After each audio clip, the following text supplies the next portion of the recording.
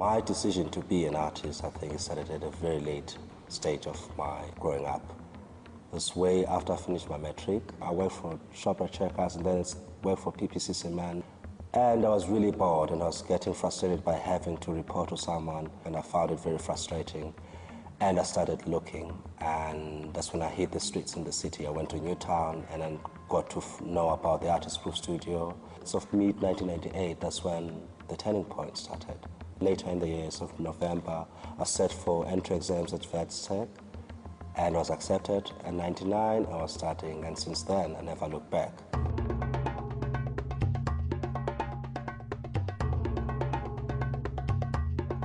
I think what really got to encourage me to start using or employing the methods I employ now was because of their teaching methods at VETS.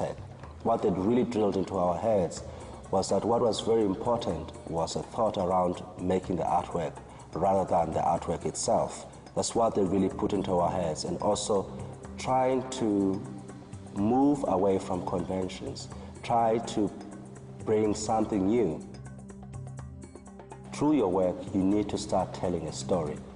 That's when I started thinking about what I could talk about, and the identity became my choice.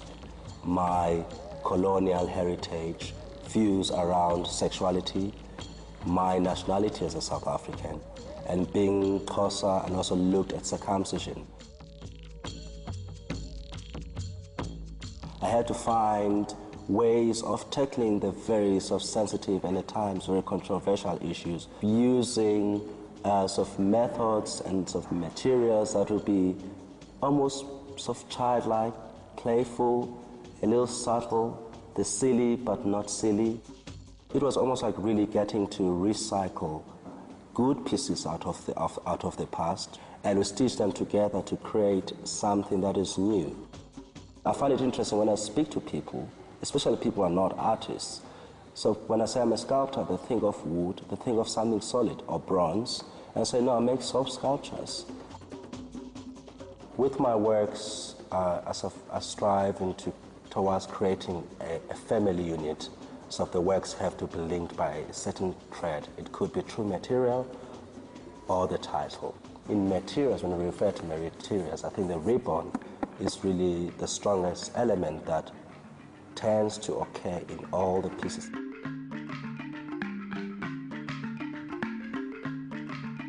It makes me feel very happy to be acknowledged. It makes me feel very good about being one of those people who are telling a South African story from a South African perspective, celebrating being South African, and what it means, the heavy things, the light things, the beautiful things and the ugly things about being South African. I tried having the conventional job and that didn't work. I was not happy. There was this yearning that I needed to be a creative person. Even if it means I struggled to make an income out of it. It was more about me being happy in my mind and spiritually.